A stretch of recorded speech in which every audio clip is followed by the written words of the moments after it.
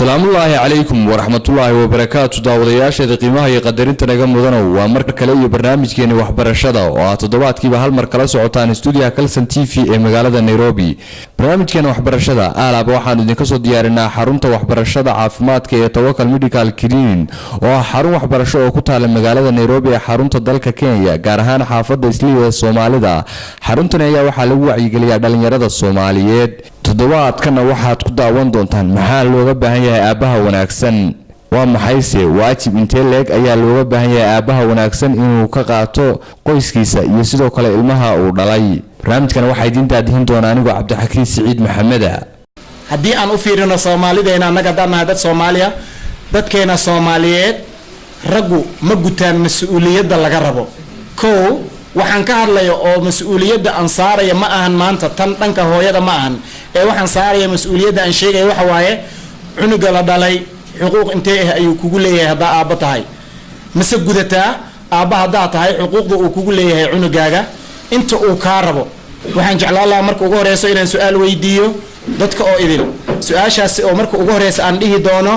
waa number 1 su'aasha aan weydiinayo waxaan rabaa inaan ka dhigo aabuhu ma qaybsamaa tusaale ahaan aabba wanaagsan iyo aabba xun aabuhu ma u qaybsamaa hadday haa tahay yaa inoogu jawaabaya yaa la dhihi karaa waa aabba wanaagsan yaa la dhihi karaa waa aabba aan wanaagsanayn su'aasha aabuhu ma qaybsamaa dabcan aabuhu waa qaybsamaa wuxuu u qaybsamaa mid xun iyo mid wanaagsan kan wanaagsan wuxuu noqon karaa aabbaha yaqaana mas'uuliyadda ka saaran ilmihiisa iyo reerkiisa waxa asaga uu mas'uulka markaas ka yahay waa midka aan aqoonin responsibility markaas asaga uu ku leeyahay ama reerka markaas asaga uu mas'uulka u yahay ee ilmaha iyo xaaskiisa iyo wixii markaas la mid ah Burhaan Cabdi Xaashi aad u mahadsan tahay Burhaan wuxuu noo sheegay aabayaashu inay door yihiin ay qaybsamaan ee sumid ahayn aaba wanaagsan uu jiro aaba aan wanaagsaneenna inuu jiro waxaan rabnaa marka inaan ogaano maadaama la yiri aabayaasha qaar baa wanaagsan aabayaasha qaarna ma wanaagsano haddaba waxay dadka qaar ay leeyihiin cunugu uma baahna waxaas wuxuu u baahan yahay aabihiisa inuu ka helo wax loo yaqaan aabanimo aan daawano cunugaasi aabaha wuxuu ku dayay hadduu hurdahays inuu hurdisiyo Soomahan muusan hurdin aabihii aba soo baxay sariirtii yareed ee cunugu uu lahaa ee asiga ay deeqin buu la dhaxgalay maxay noqon doontaa marka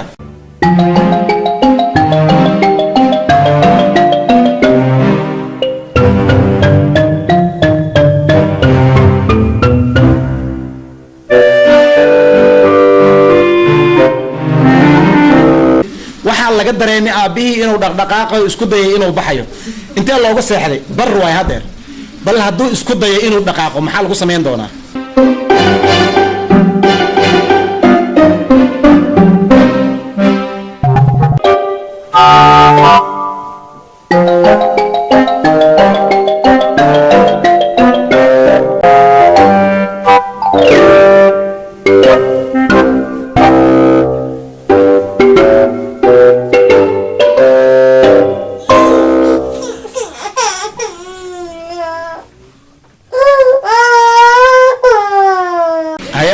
mukula tahay aabaha inuu markaan baxsan karo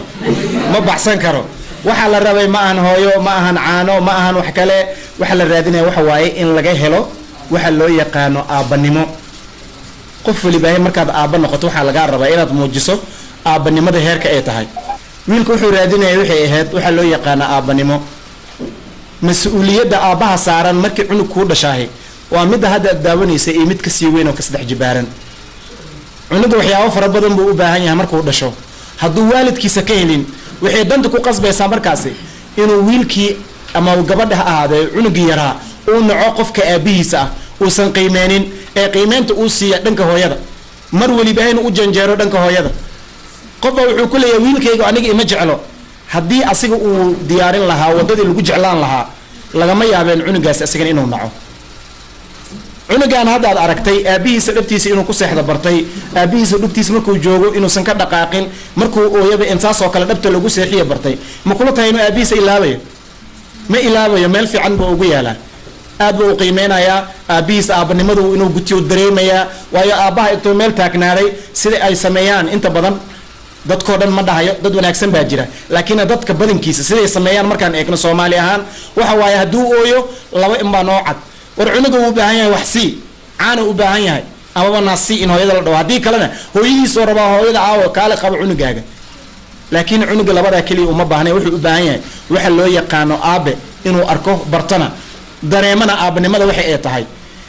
waxa uu raadinaya aabanimo iyo magaca aabe keliya mu raadinaya, ma raadinaya, wuxuu raadinayaa cunuga. tusaale iska soo qaad, adoo socda saaxiibkaana kula socdo ama saaxiibadaada kula socota, haddii aad meel yar ku tiraantirooto ama aad dhacdo ama aad dhagax dhulka ku dhufsato, saaxiibkaa intuu kuu istaago hadduu ku yidhaahdo waa ka xumahay saaxiib, dhib male iska istaag, iyo hadduu intuu soo ordo dhabarka gacanta kaa saaro amaba gacanta ku qabto ku yidhahdo alla istaag, teebaa naxariis badan markuu gacanta ku saaro garabka kaa qabto, soo maaha? ilmaha yarna waxay u baahan yihiin waxa aabbaha la yidhaahdo inay dareemaan oo hagsiiyo, uu hagsiiyo oo ku qabto xabadka oo ku qabto dhabta, uu dareemo markuu rabaado inuu ciyaarana dhabtiisa uu ku ciyaaro, markuu rabaado inuu hurdana dhabtiisa uu ku hurdo, ee uma baahna hooyo oo keliya. waxaan usoo jeedinaya waa aniga iga bilow iyo inta kale ee aabba noqon doonta iyo inta ahba,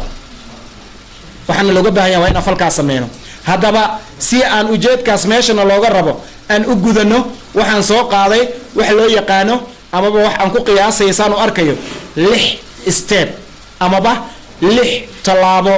haddii aan sameynana ay noqon doonto in wadadii aabbanimo laga soo baxay. ugu horeyn aan fiirino, maxaa ugu horeeyo? be present. waa inaad guriga joogtaa ayaa la yidhi. joogistuma in shaqada aan kasoo tago guriga aan taagnaadaa, saas lagama hadlayo. meesha waxaa ku qoran ciyaalkaagu ma danaynayaan mana siinayaan xikmad haddii aad kambaniga aad ka helayso lacag fara badan ama kambanigaaga lacag badan ay soo gasho. ma fiirinayo wiilkaaga baloodka ugu wanaagsan ama ugu qiimaha badan ayaan aniga leeyahay, in hebelna waa lee dhahaa, cunuga yareed adigu dhashay ma qiimeynayo waxaas. wuxuu qiimeynayo ee danta iyo dadka waxa dhan ugu dan ah isaga waxa weeyaan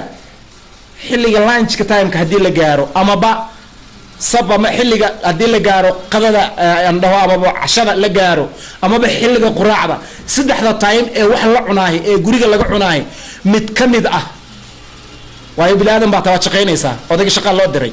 mid ka mid ah hadduu guriga kugu helo oona kula qadeeyo amaba kula quraacdo amaba kula casheeyo, be presentiga la sheegaya waa taas. taasa waxay u noqonaysaa xusuus uusan weligiisa ilaabin. wuxuuna garanayaa hadduu weliba wiil yahay nin rag inuu yahay,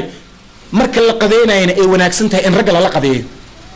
wax lala qadeeyana aabbaha inuu ugu wanaagsan yahay inay tahay, markaasuu dareemayaa. hadduu arko amaba cashada xilligeeda markii la joogo, ilaan cashada shaqa lama jiro inta badan sidii loo badan yahay, xilliga cashada markii la gaaro aabbihii guriga joogo guriga ka casheynaya markuu arko, waa qaybta koowaad. number 2, isla ayadii soo qaad once a week amase once a month, bishii mar isu day. gabadha aad banaanka markaad joogtay baa dhihi jirta waa ku jeclaa wallah waan kuu dhimanayay, markay guriga kuu soo gashayna waryaa bariiska ma karis hadaada karinna de wax kaloo la waday ma laha dhihina. bishii mar isku day inaad maqaayo u qaadid ayad iyo cunugeedii, aad geysid meel maqaayad ah oo aad ka soo siisid waxyaaba aad loo xiiseeya. tusaale ahaan haddaan soo qaado bitsa la qiimeeyaan qiyaasaya, bitsadaasoo kale ama wax kaloo casho muhiim ah oo wiilka xusuus u noqoto ama gabadha yareed dhashay xusuus u noqon karta, waa bishiiba mar haddaad awoodo. haddaad awoodo 2 bilood mar. haddii aad tahay dadka qaarkiis sida maan oo kalena isbuuciiba mar ka dhig. maan waa awoodaa, isbuuciiba mar ka dhig. si fiican ma lii faham? be presentiga waa noocaas.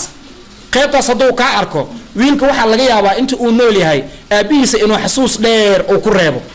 waa qaybta koowaad. qaybta labaad maxay noqonaysaa? qaybta labaad waxay noqonaysaa iyadana waa qaybta hadda soo socoto.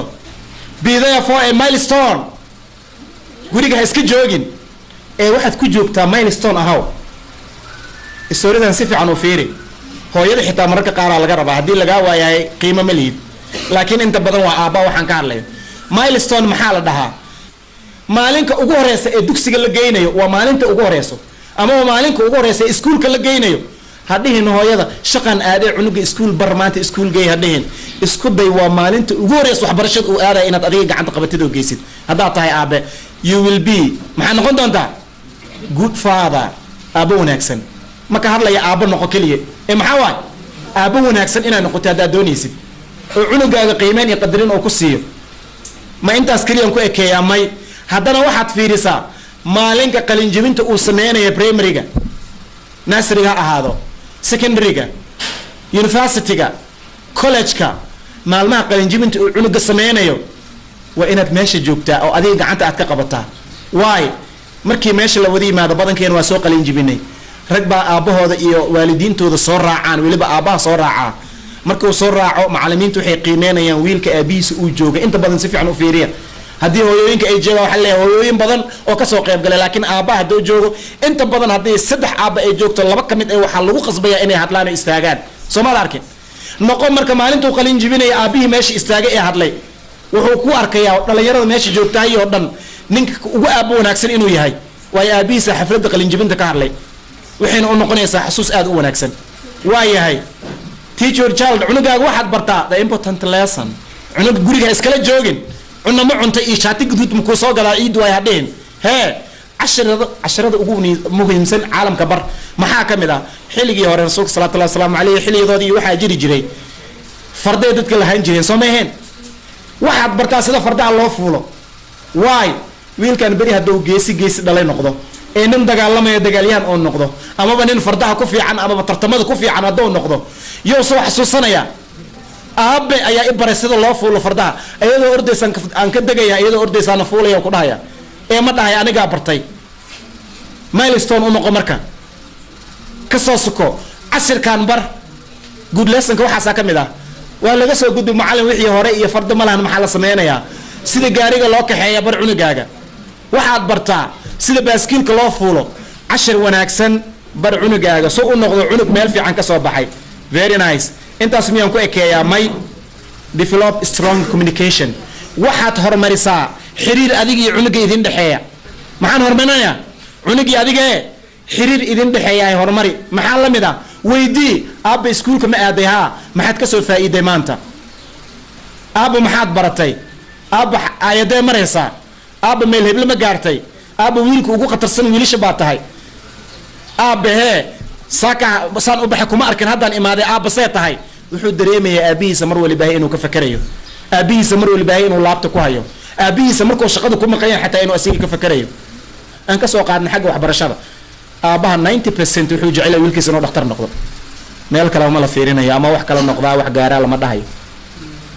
dhakhtar waa inaad noqotaa aabbo aabba ani dhakhtar ma rabo waxaan rabaa pilot inaan noqdo pilot maxaa kugu dar diyaaradda dhacdo ma rabo waxaas ay iga dhimanin ee dhakhtar noqo wuxuu niyadiisa ku faraxsanay ma haysto iskuulka ama jaamacadda uu ka soo baxay wuxuu ku soo baxayaa wax la qasbay uusan raalli ka ahayn asoo baranay soo ma jeedid waa la isku dhacaa marka inta badan aan ka soo tagna qaybtaas marka waxaa sameysaa xiriir sameey communication adag adiga iyo wiilkaaga horumarina maalinba maalinta ka dambeyso waa ka gudbay qaybta kale war wax walba ahay waa la sameeyaaye hee balangarey trip inaad u sameyso familkaaga once a week once a year meel dheer haddaan kaaga soo qaadino meel dhow aan kaaga soo qaado twice a year sanadkii 2 iidood ma leenahay mise ma lihiin ya haddaa dhihi laheed ani meel kale waqti uma hayo iyo waa shaqeeya iyo qabababac 2 iidood ma leenahay oo fursada leeyahay oo shaqo kasta laga soo tegayo try 2 iidood wiilashaada ama ilmahaaga yaryariiska wiil iyo gabarba midku yahay maadaama aabiya aad tahay macal familkiyo idilhee u try garee inaad geysid hee trip meelo dalxiis ah haddaada meel bad aada joogin meelo doog iyo waxaas iyo leh sheekh mustafa muxuu yidhi ninka magaalada joogahina waxa u cad alla meel doog leh qudaar maxalla wax cagaaran ay ka baxeen yaa ku tusa oo yaa ku geeya oo baabuurka aad ka tagtid oo meeshaas aad ku soo socsocotid kan baadiyaha joon wuxuu leeyahay guri cad iyo gaari cad iyo kursi cad yaa kugu fariisiya nin walba qaybta ka maqana oo khatarsan marka qaybta aad haysatid maahan oo wiilka uu dhex joogay qayb uusan dhex joogin geey haddii guri intaad ka wadid fridge market oo kale aad geysid maxaa geys guriga ka wada guriga geys interest badan ma siinayo laakiin meel doog leh biyo dhaca leh wax soo biyo meel ka soo dhaadhacayo fiyooryaal ubax leh meel la maraya leh la istaago la isku sabir hadaa gees ka war meeshu way ugu bedelan tahay Soomaa noocaas oo kale insha Allah balangarey hadii Ilaahay ku ogolaado oo wiil ku siiyo ama gabar Ilaahay ku siiyaba ma intaas ku ekeysaa hadaa intaas ku ekeyso wala qayb baa ka maqan make a time for yourself naftaadana time u yeel waa nooc mid ugu dambeysay mid baa ka dambaysa naftaada maxaa la yiri time u yeel oo tusaale ahaan sameey time ah adiga laftirkaada qur-aanka akhrisanaysid cunuga markuu guriga soo kaco wuxuu arkayaa aabbo oo qur-aan akhrisanayo adoo buug akhrinaya time ah hadduu arko aabiis journaal sidoo kale akhrinaya waaga markuu beriyo soo kaco indhaha saas leeleyahay ha arko aabihiisa oo allamiinta sameynaya 20 minutes at least wuxuu dareemayaa nolosha noocyadaan oo dhan inay kamid tahay aabihiisana nin dadaal badan uu yahay lagu daydana aabihiisa uu mudan yahay mar waliba ayna maxay isku dadaya wiilka inuu sameeyo sida aabihiisu sameeyay haddii kale muxuu sameynayaa wuxuu fiirsanayaa filimka maxaa la dhihi jiray ciyaaraha adduunka uu fiirsanayaa hadduu arko ciyaaryahan dhaxbartamaha xiirtay ee intii internet ku leh muxuu sameynayaa kii uu qaadanaya sababtoo qofku ku daydo uu waayay aabihiisana waxba uguma daydo aabihiis wuxuu ugu daydaa guri markii limaad in la seexdo su-aasha ugu horeeya aan weydiinaya waxaa waaye wiilashan weydiinaya iyo gabdhaha oo isku jiro waa kuma aabbaha ugu wanaagsan ee lagu dayan karo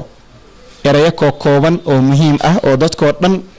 ay qaadan karaan waxaan rabaa hal gabar oo ka jawaabta iyo hal wiil oo ka jawaaba aabbaha wanaagsan aniga waxaan u arkaa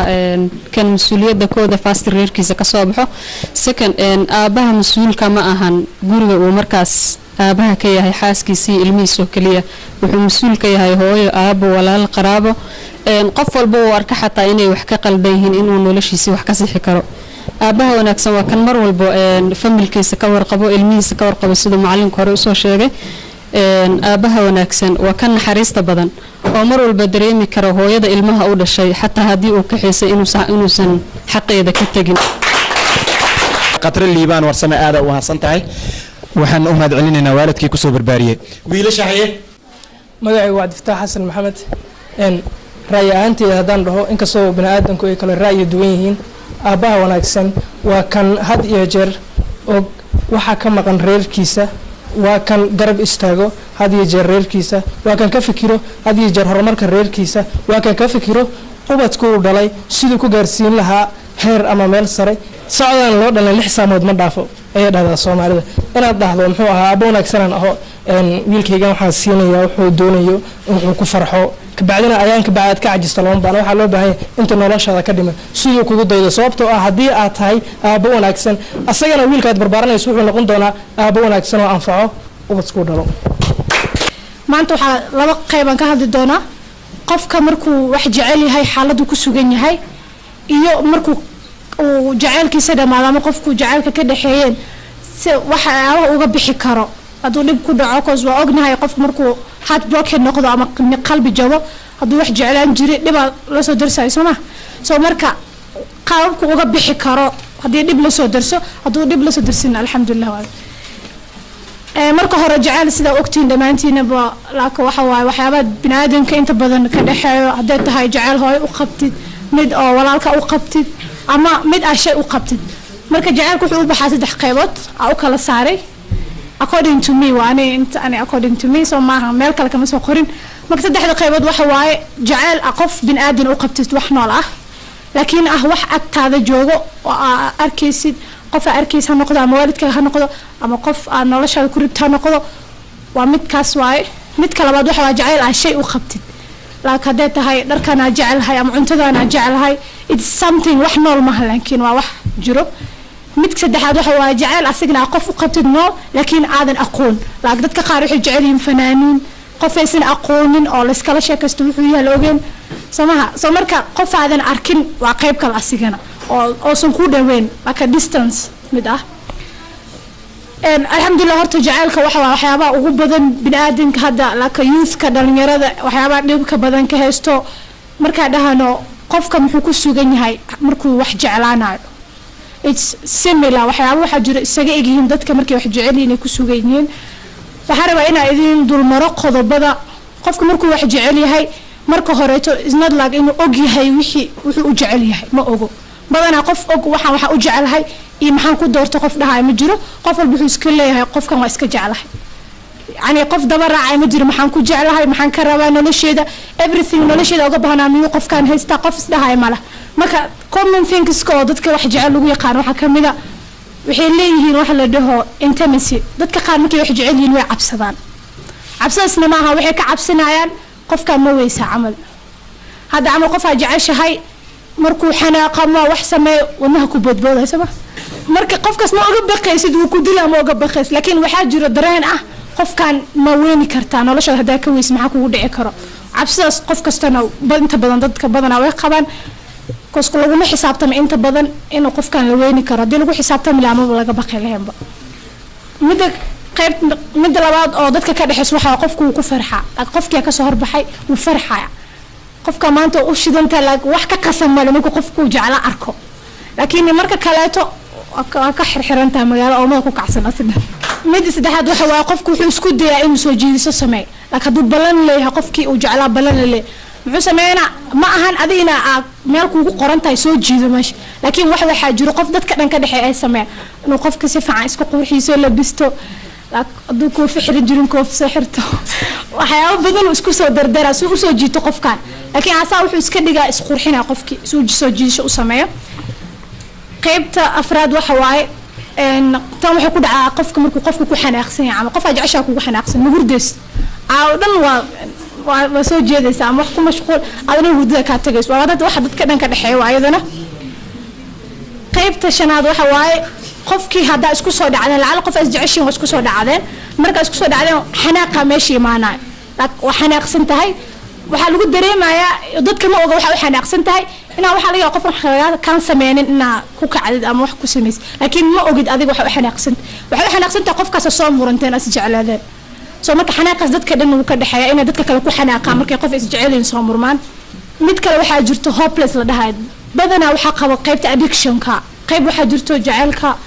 psychologiga marka ka hadleen waxaa loo aqoonsan inuu yahay mental illness jirooyinka dadka waalwaanan lagu tiri serious mental illness ay dhahaan which means inuu qofkii hadduu ka badbato wixii uu yani uu too much noqdo wax walba too much waa wax xun soo maaha anything too much is really poison oo la dhahaa soo maaha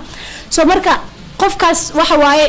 psychologiga waxay u aaminsan yihiin inuu mental illnesska ka mid yahay sababtoo ah qofkii wuu ku waalanaa waxaana rabaa wax kale ma yeelaayo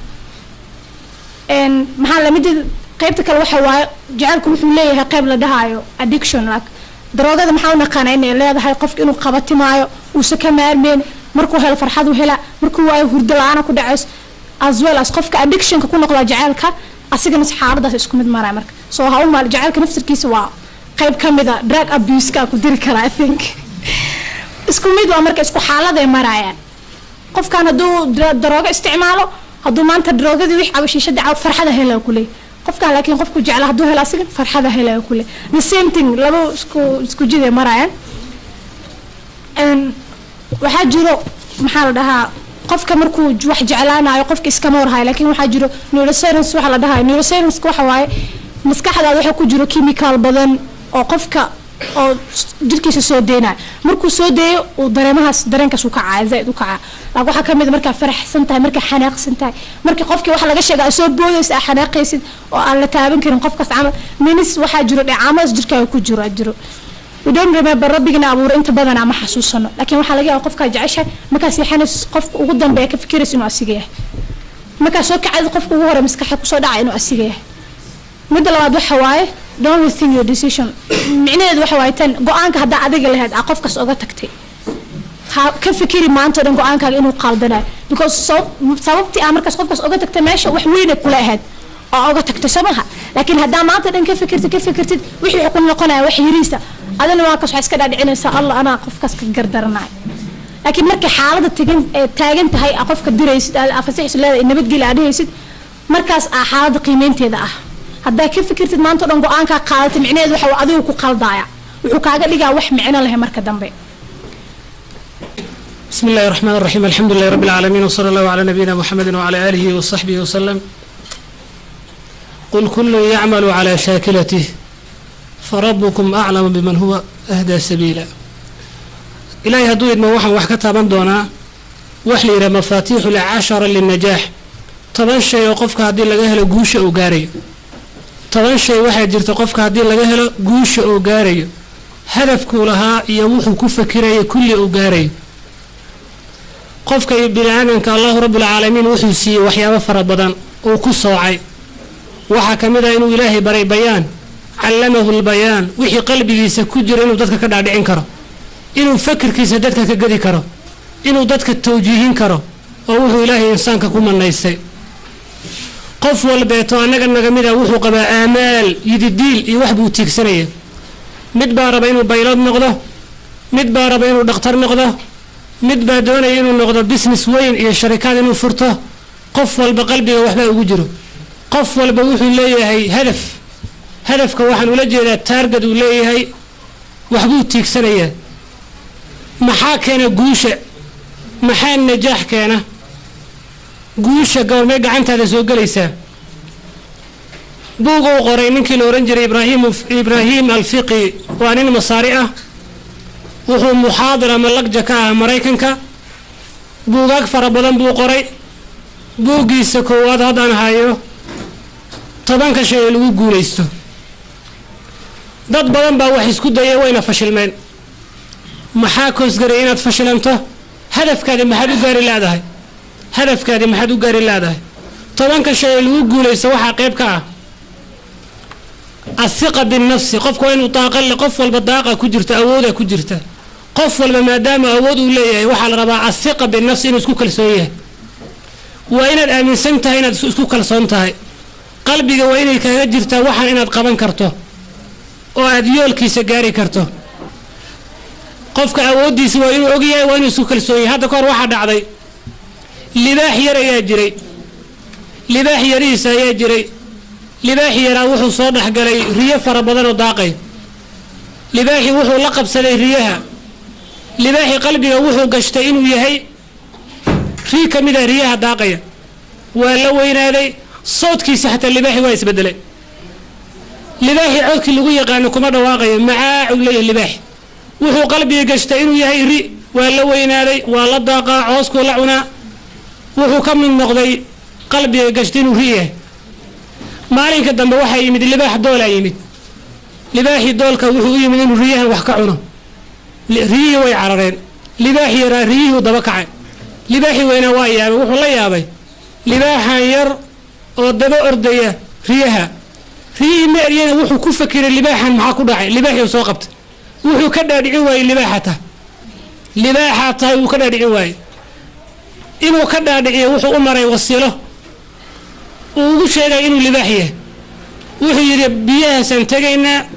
biyaha markaan tagno waan isfiirinaynaa biyuhu la waa muraayadoo kale sax ani adiga hada isku ekaano hada riimatiida ogow libaaxa taa yiri waxba kama qabo yiri waa waday wuxuu geeyay biyihii ayuu dul geeyay markuu biyihii dul geeyay waa isfiiriyeen libaaxi yaraa wuxuu arkay suuradiisa iyo muuqaalkiisu inuu libaaxan u ogay inuu libaax yahay codkii waa hore iloobay maxaa meesha ku dhaaf libaaxnimo codkiisa u soo laabtay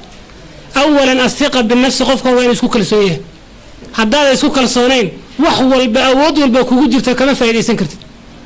haddaadan isku kalsoonaynna inaad kalsooni abuurato inaad samaysato tusaale hebel horumar u gaaray ku dayso